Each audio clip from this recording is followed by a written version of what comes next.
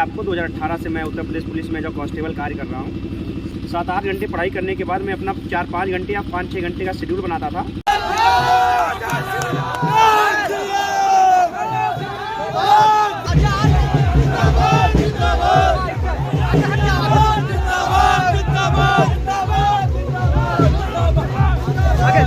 Lower middle class family से belong करता हूँ। मेरे पिताजी छोटे किसान हैं। मैं मूलतः बाराबंकी ज़िले का निवासी हूँ।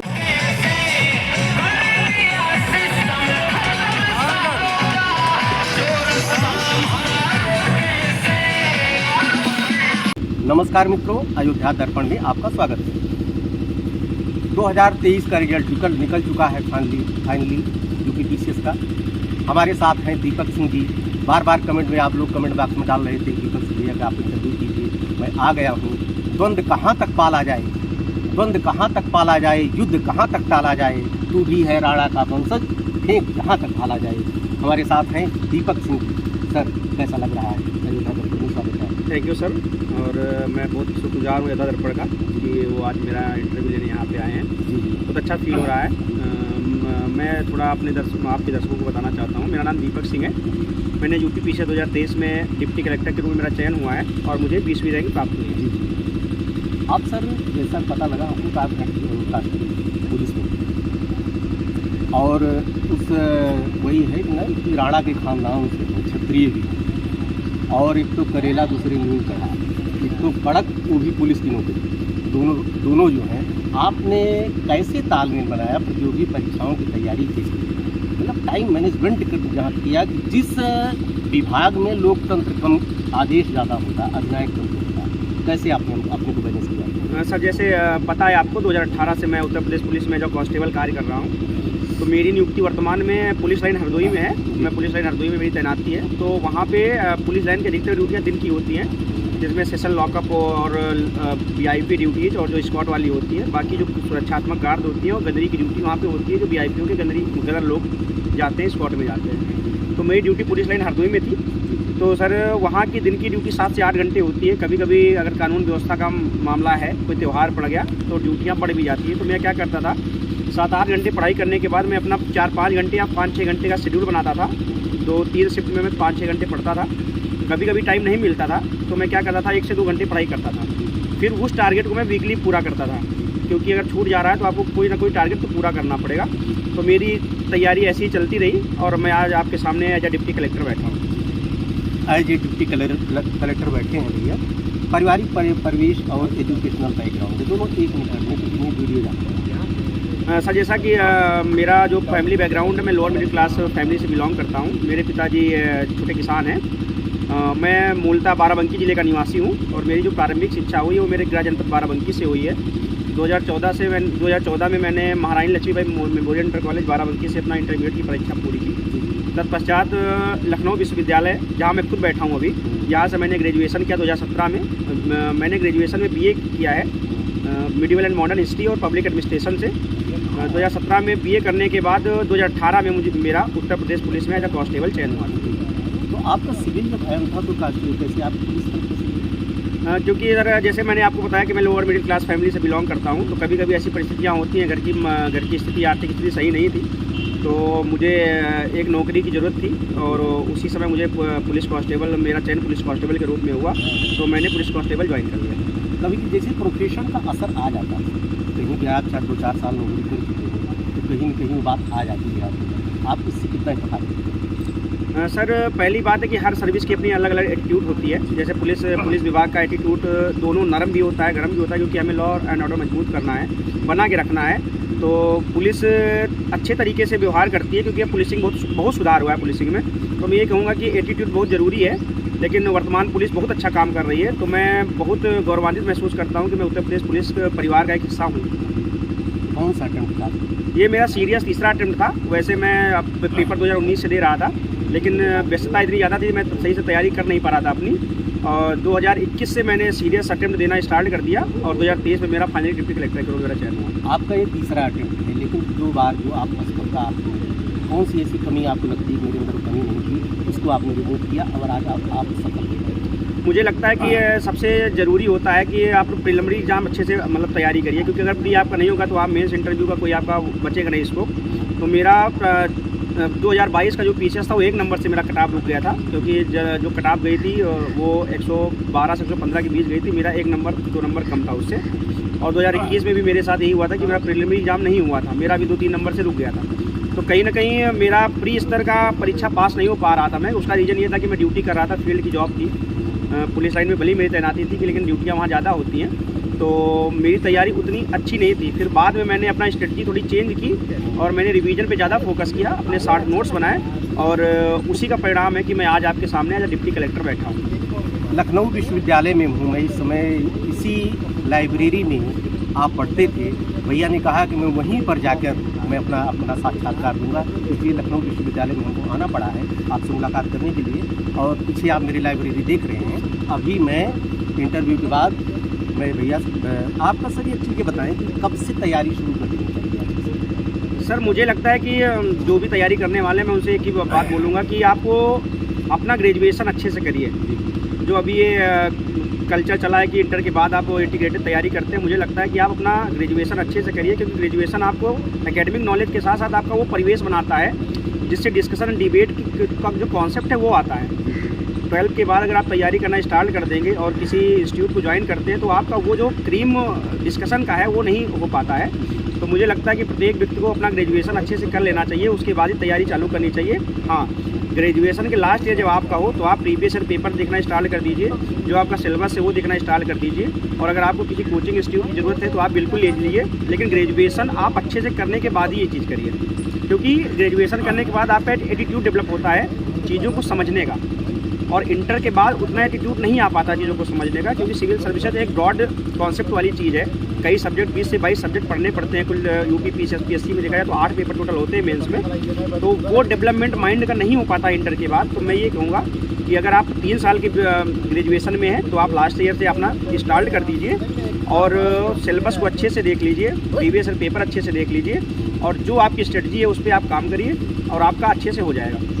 मीडियम का सर असर क्या मानते हैं? क्योंकि आजकल लोग हिंदी मीडियम के बच्चे हैं, वो बहुत उनके अंदर हीन भावना आता है, वो सोचते हैं हम सभी सिविल नहीं अचीव कर पाएंगे, उनके लिए आपको क्या? सर जैसा कि आपको पता है कि मेरी रैंक एसडीएम में 20वीं रैंक पे मेरा नियुक्ति हुई है, मेरा रिजल्ट आया है। सर सबसे पहले मैं भी हिंदी मीडियम से था और 20वीं रैंक आई है, तो इसका मतलब है कि हिंदी मीडियम से सिलेक्शन अच्छे होते हैं। हाँ, थोड़ी कमियां क्या है कि हिंदी मीडियम में अच्छे न्यूज़पेपर की अभी कमी है। तो मुझे लगता है कि जो भी हिंदी मीडियम के बच्चे, मैं उनसे यही बोलूँगा कि आप स्ट्रिक्ट मत रहिए कि हमें हिंदी पढ़नी है। आप कोशिश करिए कि इंग्लिश पढ़ने का भी थोड़ा डेवलप करिए अपनी हैबिट, क्योंकि बहुत सी चीज़ें होती हैं हमें हिंदी में अच्छी नहीं उपलब्ध हो पाती है, और गूगल ट्रांसलेशन भी उसका इतना अच्छा नहीं हो पाता है, क्योंकि उसका कभी कभी अर्थ का अनर्थ हो जाता है, आप समझ नहीं पाते हैं। तो आप प्योर हिंदी मीडियम वाले मत बनिए, थोड़ी चीज़ें इंग्लिश से सीखिए, मैगजीन पढ़िए, न्यूज़पेपर पढ़िए, और आपका आराम से हो जाएगा। कोचिंग का क्या इंपॉर्टेंस है आपकी लाइफ में? मुझे लगता है कि हर व्यक्ति का ये एक सब्जेक्टिव क्वेश्चन है, क्योंकि अपनी क्षमताओं के अनुसार आप कोचिंग का सहारा ले सकते हैं। क्योंकि मैं नौकरी में था तो मैं कोचिंग नहीं कर पाया। मैंने यूट्यूब से जो भी फ्री इनिशिएटिव था यूट्यूब का वो मैंने किया फ्री के लिए। मेंस के लिए मेंटोरशिप कार्यक्रम चलते हैं ऑनलाइन, तो मैंने वही किया था कि मुझे छुट्टी नहीं मिल पाई थी। और इंटरव्यू में भी मैंने जो एसडीएम रैंक के अधिकारी थे उनसे मैंने संपर्क किया, और 1-2 आईपीएस सर थे, जिसमें आईपीएस गौरव त्रिपाठी सर थे, और हमारी एसडीएम प्रतीक्षा त्रिपाठी मैम थी, मधुर गुप्ता सर थे, और ज्योति चौरसिया मैम थी, शांतनु सिसनवार सर थे। ये लोगों ने मेरी बड़ी हेल्प की, और उसी के बदौलत मैं आज 20वीं रैंक के साथ आपके साथ बैठा हूँ। सर ये बताएं कि पढ़ने में कैसे रहे हैं? जैसा कि मैं पढ़ने में शुरुआत से अच्छा रहा हूँ। मेरी आर्थिक स्थिति इतनी अच्छी आर्थिक स्थिति अच्छी नहीं थी, तो मुझे संघर्षों का सामना करना पड़ा। जैसे मैंने आपको बताया कि मेरे पापा एक किसान है, छोटे किसान हैं, तो उन्होंने शिक्षा का महत्व समझा, क्योंकि मेरे पापा भी 9th पास हाई स्कूल मतलब पास ही हैं, और मम्मी भी मेरी 5 तक पढ़ी हुई है। तो उन्होंने यही कहा कि मतलब मैं खेती कर लूँगा, अच्छे से कर लूँगा, लेकिन बच्चों को बाहर पढ़ाऊँगा। तो मेरी पढ़ाई में मेरे माता पिता ने और मेरे जो ताऊ जी और चाचा जी हैं उन्होंने कोई कसर नहीं की, और शुरुआत से मुझे कोशिश की कि बाहर ही पढ़ाऊँ, क्योंकि गांव का परिदृश्य इतना अच्छा नहीं था पढ़ाई का। तो मैं 6 से 12 तक मैंने अपने गृह जनपद बाराबंकी में डिस्ट्रिक्ट हेडक्वार्टर में रह के मैंने पढ़ाई की, और उसके पश्चात मैंने लखनऊ विश्वविद्यालय से लखनऊ में पढ़ाई की, अपना BA किया। प्री मेंस और इंटरव्यू 3 फेज तीनों फेज की कैसे तैयारी आपने, क्या रणनीति अपनाई, इसको जरा बता सकते। मेरे समझ से यूपीएससी हो जाए यूपीपीसीएस हो, उसकी इंटीग्रेटेड तैयारी होती है। आप तैयारी करने से पहले मैं तो यही बोलूँगा कि जो टॉपर स्टॉक होते हैं वो एक बार देख लीजिए, क्योंकि आपका 1-1.5 घंटे में पूरा आइडिया हो जाता है कि वास्तव में टॉपर्स बने हैं तो कोई तो उनकी स्ट्रेटजी होगी। लेकिन मैं यही बोलूँगा कि उनकी स्ट्रेटजी को आप बिल्कुल पूरी तरह से फॉलो मत करिए, क्योंकि सबकी कंडीशन, सबकी परवरिश, सबका स्टैंडर्ड माइंड, आप समझने का तरीका अलग अलग होता है। तो आप मोटा मोटा उनसे सीख लीजिए और अपनी स्ट्रेटजी खुद बनाइए। दूसरी चीज़ क्या है, आप अपने सिलेबस को अच्छे से देख लीजिए। लोग अभी क्या करते हैं, जिनका सिलेक्शन नहीं हो रहा, मैं उनको ये बताऊंगा कि वो क्या करते हैं कि पढ़ते रहते अपना इवैल्यूएशन नहीं करते हैं कि हम जो पढ़ रहे हैं वो सिलेबस के अनुसार पढ़ रहे हैं, नहीं पढ़ रहे हैं। तो सबसे बड़ी चीज़ ये है कि आपको ये सीखना है कि हमें पढ़ना क्या नहीं पढ़ना है। जो पढ़ना है वो सबको आ रहा है, क्या नहीं पढ़ना है वो आपका टाइम बचाएगा, और आप उस टाइम को बचा के जो वास्तव में परीक्षा के दृष्टि से महत्वपूर्ण है आप वो पढ़िए। तीसरी चीज़ क्या है, प्रीवियस ईयर आप अच्छे से कर लो, चाहे वो प्री का हो चाहे मेंस का हो। प्री का अगर आप प्रीवियस अच्छे से करोगे तो वहाँ से एक डेवलप होगा माइंड आपका कि किस सेक्शन से कैसे क्वेश्चन पूछे जा रहे हैं। अगर मैं हिस्ट्री की बात करूँ तो यूपीपीसीएस में प्री में मिडिवल हिस्ट्री से क्वेश्चन कम पूछे जाते हैं, मॉडर्न हिस्ट्री और एशियन हिस्ट्री से ज़्यादा क्वेश्चन पूछे जाते हैं। तो आप वो चीज़ जब आप प्रीवियस अच्छे से करोगे तो कॉन्सेप्ट आपका वहाँ से क्लियर होगा कि हमें किस सेक्शन पर ज़्यादा फोकस करना है। और करंट अफेयर्स का भी यही वो है, जैसे मान चलिए G20 का सम्मेलन भारत में हुआ तो आपको अब G20 से संबंधित सब चीज़ें पढ़ लेनी है, क्योंकि वो भारत में उसका आयोजन हुआ है। ओलंपिक उस साल हुआ है तो आपको ओलंपिक में सही से पढ़ लेना है। तो ये चीज़ देगा प्रीवियस ईयर आपका पेपर कि कैसे क्वेश्चन पूछे जा रहे हैं। मान लीजिए प्रीवियस ईयर में कोई बुक का क्वेश्चन पूछा जा रहा है कि इस बुक को किसने लिखा है, तो आपको ये पता होना चाहिए 3-4 महीने में जो अच्छी किताबें आई है उसके राइटर कौन है। तो ये प्रीवियस ईयर आपको बताता है कि आपका क्वेश्चन कितने क्वेश्चन आपको समझने का तरीका डेवलप हो जाता है। तीसरी चीज़ ये है, चौथी चीज़, अगर आप प्री का पेपर दे रहे हैं तो 17 मार्च को यूपीपीएससी का पेपर है, तो मैं ये बोलूँगा कि आप लोग क्या करिए, क्वेश्चन की लिमिट ज़्यादा मत बढ़ाइए करने की। जैसे यूपीएससी में 150 क्वेश्चन होते हैं, तो आप कोशिश करिए जो आपको आ रहा है उतना ही करिए, और कम से कम 120 क्वेश्चन करिए। क्योंकि कभी कभी क्या होता है कि कट ऑफ हाई चली जाती है, तो अगर आप कम क्वेश्चन करेंगे और कभी कभी क्वेश्चन गलत होने की संभावना भी बढ़ जाती है, तो मैं को यही कहूँगा कि 120 से कम मत करिए आप क्वेश्चन, और ज़्यादा तभी करिए जब आपको आ रहा हो। तुक्का लगाएंगे तो आपका नुकसान होगा, क्योंकि यूपीपीएससी में 1/3 अपना नेगेटिव मार्किंग होती है। तो आप इस चीज़ से बचिए, क्योंकि मेरे 2 प्री जो नहीं हुए, कहीं कहीं मेरी वो गलती थी कि मैं क्वेश्चन को ज़्यादा कर रहा था, जो मुझे नहीं आ रहे थे वो भी मैं कर रहा था, और इसीलिए मेरे 2 अटेम्प्ट में मेरा प्री भी नहीं हुआ। और जब मैंने उस पर काम किया तो मैं आज डायरेक्ट मैं आज SDF के रूप में आपके सामने बैठा हूँ। सर मेंस वाला, हाँ, रही बात मेंस की, तो मेंस का सबसे पहले आप क्या करिए, सिलेबस को आप बिल्कुल रट डालिए। रटने का मतलब ये है कि कम से कम आपका वो पता हो कि पेपर GS फर्स्ट में कौन से टॉपिक हैं। GS फर्स्ट में जो टॉपिक हो उसको आप क्या करिए, पहले टॉपिक देख लीजिए अच्छे से, फिर प्रीवियस ईयर देख लीजिए कि किस सेक्शन से कैसे क्वेश्चन पूछे जा रहे हैं। मान लीजिए नीति आयोग से क्वेश्चन पूछा जा रहा है, तो आपको ये पता होना चाहिए कि नीति आयोग रिलेवेंसी क्या है वर्तमान में, क्या ये भविष्य में पूछा जा सकता है, नहीं पूछा जा सकता है। हिस्ट्री में क्या चल रहा है, जैसे राम मंदिर है तो राम मंदिर एक नागर शैली है, तो नागर शैली की विशेषताएं क्या होती है, आपको ये आना चाहिए। तो ये चीज़ें हैं कि जो वर्तमान में चल रहा है, और आपका जो स्टैटिक पोर्शन है आप इंटरलिंकिंग कितनी अच्छे से करते हैं उस चीज़ की, ये आपको जानना बहुत ज़रूरी है। तो मेंस में यही बोलूँगा कि सिलेबस को आप अच्छे से करिए, हर पॉइंट के नोट्स बना लीजिए, उसको मल्टीपल बाय टाइम रिवाइज करिए, और आपको किसी कोचिंग इंस्टीट्यूट के का सहारा लेना है तो आप बिल्कुल लीजिए, क्योंकि आपका सिलेक्शन है, आपकी चॉइस है। मैं तो ये कहूँगा कि अगर सिलेक्शन के लिए कोचिंग का सहारा लेना पड़े तो आप बिल्कुल ले लीजिए। इंटरव्यू के लिए कोई मॉक टेस्ट? इंटरव्यू के लिए मैंने कई मॉक टेस्ट दिए थे, क्योंकि कभी कभी क्या होता है कि आपकी पर्सनालिटी सामने वाला व्यक्ति ज़्यादा अच्छा बता सकता है, क्योंकि जितने भी कोचिंग इंस्टीट्यूट होते हैं या फिर जो प्री रेसिएटिव होते हैं ऑनलाइन, तो वो आपका अच्छे से जजमेंट आपका करते हैं कि आप में क्या कमियाँ हैं, क्या स्ट्रॉन्ग पॉइंट है। तो मैंने मॉक दिए थे, मैंने 4 ऑफलाइन मॉक दिए थे और 4 ऑनलाइन मॉक मैंने दिए थे। ये सर वैकल्पिक विषय हटा दिया गया, तो इससे जो है तैयारी करने की स्ट्रेटजी अलग तरीके से बनानी चाहिए। वैकल्पिक विषय हटने का क्या प्रभाव पड़ा है? मुझे लगता है कि ये यूपीपीएससी में वैकल्पिक विषय हटाने से अच्छा प्रभाव पड़ा है। उसका रीज़न ये था कि यूपीपीएससी में जैसे आप मान लीजिए आपका ऑप्शनल मैथमेटिक्स है, तो मैंने एक टॉपर की मार्कशीट देखी थी, तो उसमें 200 में से 173 नंबर उन्हें फर्स्ट पेपर में मिले थे, जबकि ह्यूमैनिटीज़ के सब्जेक्ट में कभी भी 200 में से 130 से भी ज़्यादा नहीं मिलते हैं। तो मुझे लगता है जो स्केलिंग का मामला था ये यूपीपीएससी में थोड़ा वो था, जिससे कभी कभी जो ह्यूमैनिटीज़ के लड़के थे उनका सिलेक्शन नहीं हो पाता था। 2023 में यूपीएससी के जो 2 पेपर है GS5 GS6 ये यूपी स्पेशल जोड़े गए, तो अब क्या होगा, सबके समान प्लेइंग फील्ड हो गई है। तो आपका वो GS के पेपर का बिल्कुल सेम, जैसे GS के 4 पेपर होते हैं वैसे ही वो भी 2 पेपर हो गए। अब क्या हो रहा है, अब प्लेइंग लेवल सेम हो गई है, अब किसी का इतना मार्जिन नहीं होता है GS5 और 6 में। तो इसीलिए इस बार हिंदी मीडियम के सिलेक्शन अच्छे हुए हैं। और अधिकतर मैंने ये देखा कि हिंदी मीडियम वाले ही लड़के ह्यूमैनिटीज़ के सब्जेक्ट लेते हैं, तो ये बहुत अच्छा हुआ उनके लिए। और मेरा सिलेक्शन होने का हमको लगता है सबसे बड़ा कारण ये भी है कि मार्किंग इस बार बहुत अच्छी हुई है, और इसका मेन कारण है वैकल्पिक विषय हटना। सर ये बताएं कि चौथा पेपर एथिक्स के बारे में लोग भटकते हैं, इसके बारे में थोड़ा बताएं। सर मुझे लगता है कि एथिक्स के लिए सबसे पढ़ने से अच्छा ज़रूरी है खुद के अंदर नैतिकता होनी चाहिए। आप खुद अगर दिल से नैतिक हैं तो आप एथिक्स का पेपर हो जाएगा, क्योंकि एथिक्स का पेपर कंडीशनल पेपर आता है, वो सिचुएशन बेस्ड क्वेश्चन होते हैं उसमें, और जो बेसिक परिभाषाएं होती हैं जैसे ऑनेस्टी हो गया, इंटीग्रेशन हो गया, या फिर आपका जितने भी थिंकर हो गए, तो गीता का सार क्या होता है, तो आप क्या करिए जो भी पॉइंट सिलेबस में आपके दिए हैं उसकी डिफिनीशन आप एक पेपर में कम से कम एक कॉपी बना लीजिए 30-40 पेज की एथिक्स के लिए। आप क्या करिए उसको अच्छे से डिफिनीशन उसकी कर लीजिए। जो करंट उदाहरण है, जैसे इंटीग्रिटी का कोई उदाहरण देखा गया कि कोई पुलिस वाले है उसने बहुत अच्छे से उसका वो किया है, तो आप उसका उदाहरण लिख लीजिए। कोई IAS अधिकारी उसने बहुत अच्छा किया है, उसका उदाहरण लिख लीजिए, क्योंकि एथिक्स उदाहरण का खेल है पूरा, कितना अच्छा उदाहरण आप लिखते हैं। दूसरी चीज़ एथिक्स के लिए क्या करें, सेकंड ARC की रिपोर्ट आती है जो आ चुकी है, तो सेकंड ARC बहुत अच्छी चीज़ उसमें दी है कि उसमें हर चीज़ परिभाषाएँ दी हैं, हर चीज़ दी है, तो आप क्या करिए उसको कोट करते रहिए अपने आंसर में। और जो केस स्टडी है, केस स्टडी तो GS का पूरा एक ओवरऑल वो रहता है, क्योंकि आपका वो माइंड देखना कितना डेवलप आपका हो गया है, क्योंकि भाई ऐसे उसमें सिचुएशन दी जाती है जो आपको करना होता है। तो GS 4 के लिए मैं यही बोलूँगा कि जितना भी सिलेबस है उसके पॉइंट शॉर्ट नोट्स आप बना लीजिए, और अगर कोई अच्छा टीचर है जो किसी कोचिंग के हैं जो भी हो, तो आप उसका सारा ले लीजिए, क्योंकि कभी कभी क्या होता है कि उन टीचरों का अनुभव हमारे काम आता है और हम उनसे सीख लेते हैं। प्लान बी सर, आज के समय की नौकरी सबके लिए सपने बहुत टूटते हैं, और यहाँ पर देखिए बच्चे का सपने टूटने के बाद बहुत ऐसा डिसीजन ले लेते हैं जो उनके लिए, उनके परिवार के लिए, समाज के लिए घातक है। सर प्लान बी क्या आज के समय में रखना चाहिए? मुझे लगता है कि प्लान बी भी एक सब्जेक्टिव क्वेश्चन है, क्योंकि हर आदमी की परिस्थितियाँ अलग अलग होती हैं। जैसे मैं लोअर मिडिल क्लास फैमिली से बिलोंग करता हूँ, तो मेरे लिए एक मेरे लिए ये था कि कमाई के साथ ही आपको पढ़ाई करनी है, क्योंकि हर घर की कंडीशन अलग अलग होती है।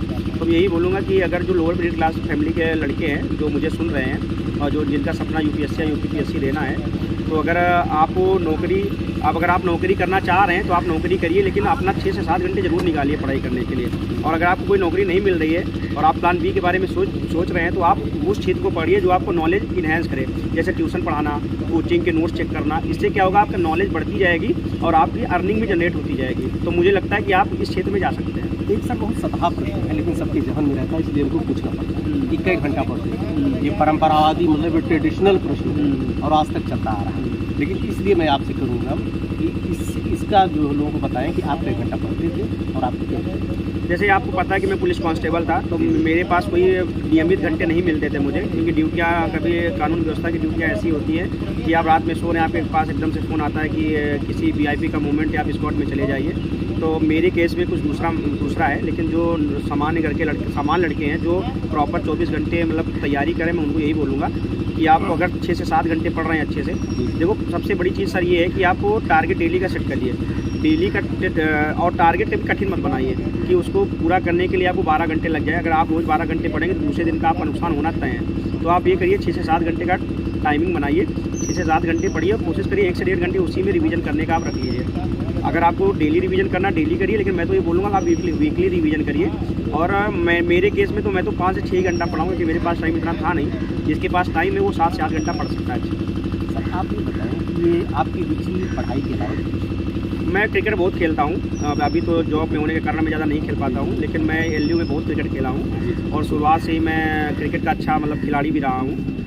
तो मैं मौके निकाल कर क्रिकेट खेलता हूँ। बाकी दोस्तों के साथ घूमना और फैमिली से बात करना मुझे पसंद है। ऐसी हावी आपने बताया कि हाँ तो कुछ कर भी नहीं सकता, अभी आप कुछ कविता बताते तो सुन लेता और कुछ बताते, लेकिन ऐसा बताया उसके लिए बड़ा लंबा प्रोसीजर सर। अरे कोई नहीं। सर ये बताइए कि आप अंतिम मैसेज दे दीजिए जो पेरेंट्स के लिए भी और जो प्रतियोगी छात्र हैं, स्पेशली गर्ल्स के लिए। इसलिए मैं जानना चाहूँगा चूँकि आप पुलिस में रहे, तो आप बताइए कि उनके पिता टूट जाते हैं, लड़कियों के 2-3 बार अटेम्प्ट देते हैं, उसके बाद कहते हैं बेटा आगे भी जिम्मेदारी है। सबको चूँकि एक ब्रीफिंग आप करते हैं। मैं तो यही बोलूँगा जितने भी नौयुवा मुझे सुन रहे हैं, मैं उनसे यही बोलूँगा कि देखिए सपने तुम्हारे हैं, अगर सपने आपने देखे तो पूरा आप ही को करना है। पेरेंट्स को मैं यही बोलूँगा कि आप अपने बच्चों पे, जो लड़के हैं लड़कियाँ हो, खासकर लड़कियों को मैं संदेश दूंगा, उनके पेरेंट्स को, कि आप उन पर विश्वास करिए जैसा आपका लड़का है वैसा लड़की है आपकी, तो आप उसको अपना बोझ मत समझिए कि हम 2 साल मौका आपको दे रहे हैं, आप नहीं पढ़ पाएंगे तो आपकी शादी कर देंगे।